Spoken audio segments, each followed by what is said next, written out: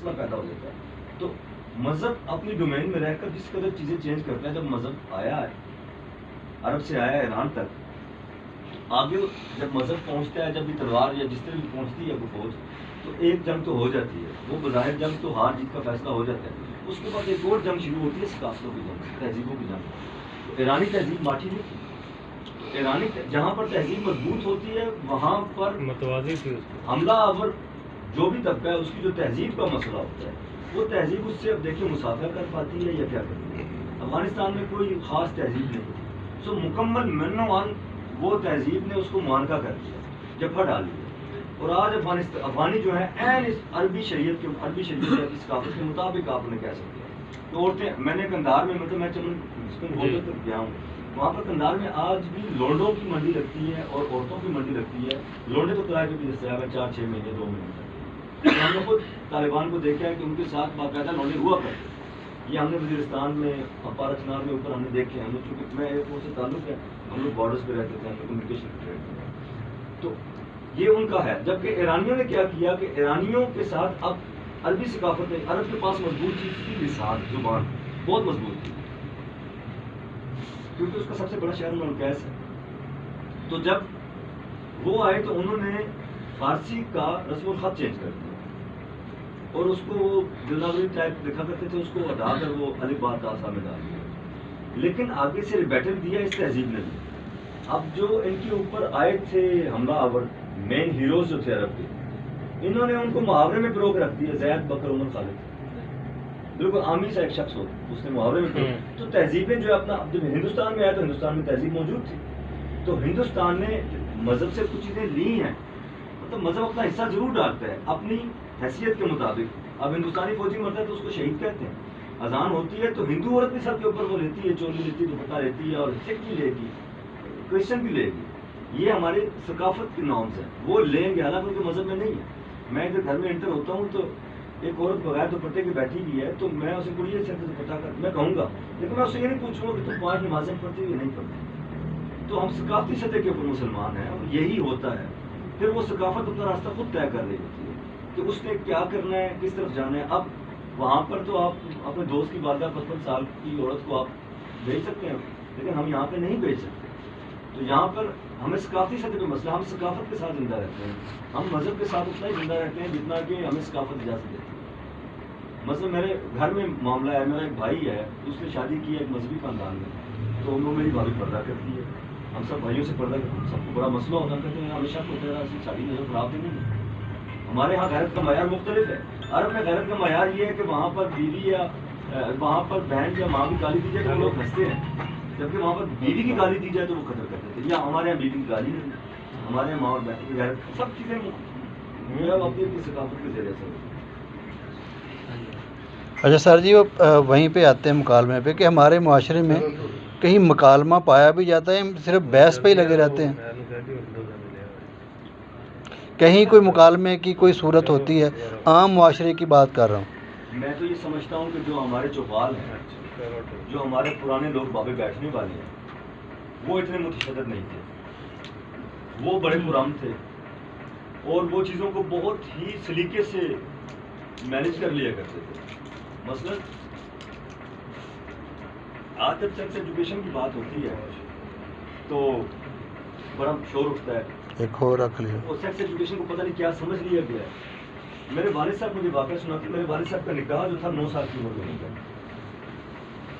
کوئی وجہ تھی, 9 سال کی عمر میں ان کا نکاح ہو گیا. اور میری والدہ جو تھی, بڑی والدہ, میری اتنا دوسری شادی تھی اس کی والدہ سے, بڑی اماں جو تھی میری, ان کی عمر 11 سال کی.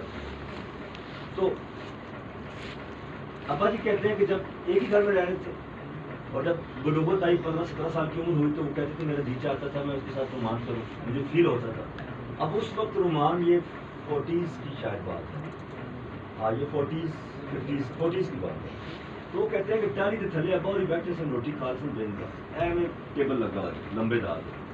دادا جی ادھر بیٹھے, دادی ادھر بیٹھی ہے, ادھر ابا بیٹھے, ادھر ماں میری بیٹھی ہے. دادے میرے صوفی آدمی سے تھلے بیٹھ کے روٹی کھا, اور ابا میرا کیا کہہ رہے ہیں کہ وہ دادی ماں بھی نیچے دیکھ کے روٹی کھا لیں, تو ابا میرا نوالا کرتے ہیں اور ہاتھ اوپر کرتے ہیں ان کے سر کے اوپر سے, وہ دادی کے منہ میں, اماں کے منہ میں ڈال دیں. بڑی اماں کو، تو وہ ان کی انگلیاں موٹوں کو لازمی باتیں لگتی ہیں، ان کی وہ فیلنگ آتی ہوگی، وہ پھر کہتے ہیں میری باری ہے، تو وہ اب وہ بھی ڈال رہے ہیں.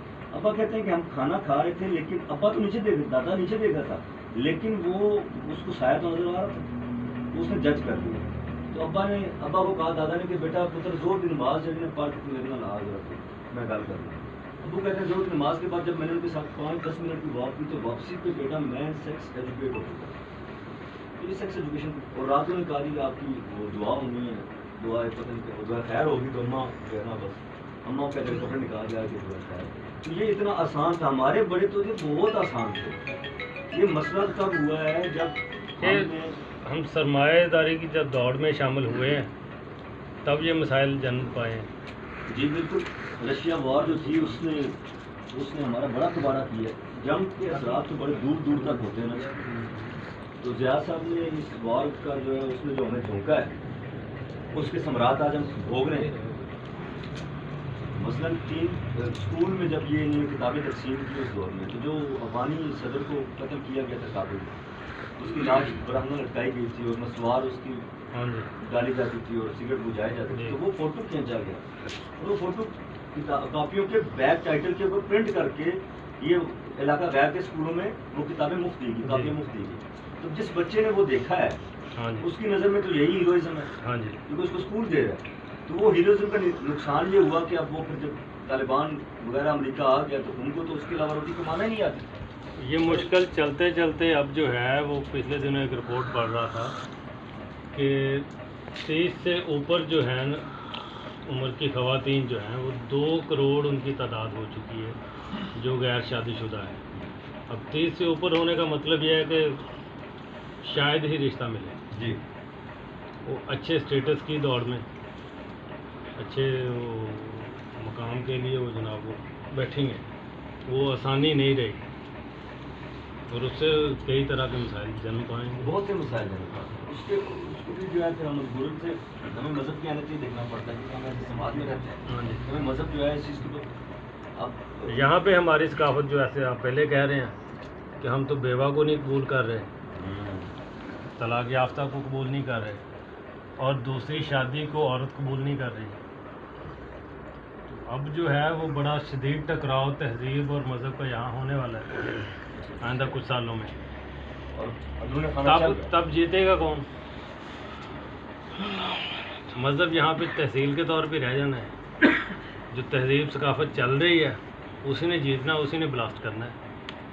کہ ہم نئی دوسری شادی بھی نہیں کر پاتے، بیوہ کو سہارا نہیں دے پاتے اور اچھے رشتے کی دوڑ میں جو ہیں وہ خالی بیٹھے ہیں. پھر الٹیمیٹلی وہی ہونا ہے جو جس کے مذہب خلاف ہے، غیر شرعی کام ہونے ہیں کیونکہ جسم نے اپنی ضرورت تو پوری کرنی ہے، جنس جو ہے وہ اس نے اپنا راستہ نکالنا ہے. ہاں جی، وہ بھوک تو مٹائی جانی ہے. پھر وہ معاشرہ کدھر جائے گا؟ اب اگر یہ بیٹھتے نہیں ہیں، حل نہیں نکالتے. اس کا حل سر مذہبیوں کی غلطی ہے، اس میں مذہب کی کوئی غلطی میں نہیں سمجھتا. یہ تو ہمارے تہذیب کی سماج کی میں کہہ رہا ہوں نا. یہاں تو تہذیب جو معاشرت ہے اس نے کام خراب کیا ہوا ہے. سب سے اہم مذہب تو بہت آسان کہتا ہے، وہ تو کہتا ہے کرو.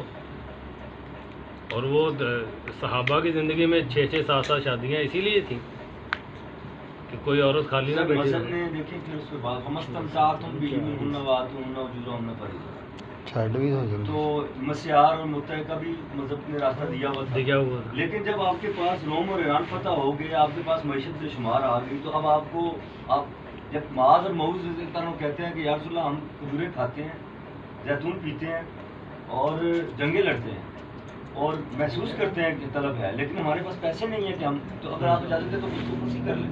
تو سب کہتے ہیں نہیں، ایک کپڑے کے عوض آپ اپنے آپ کو ایزی کر لیں. ٹھیک ہے، اس وقت غربت تھی. ہاں جی. تو جب ان کے پاس پیسہ آ گیا اب وہ شادی کر سکتے ہیں. ہاں جی. معیشت بہتر ہو گئی تو عمر نے اس کو روک دیا، بالکل ٹھیک کر دیا. لیکن آج کیا ہو رہا ہے؟ کیا آج ہر لڑکے کے پاس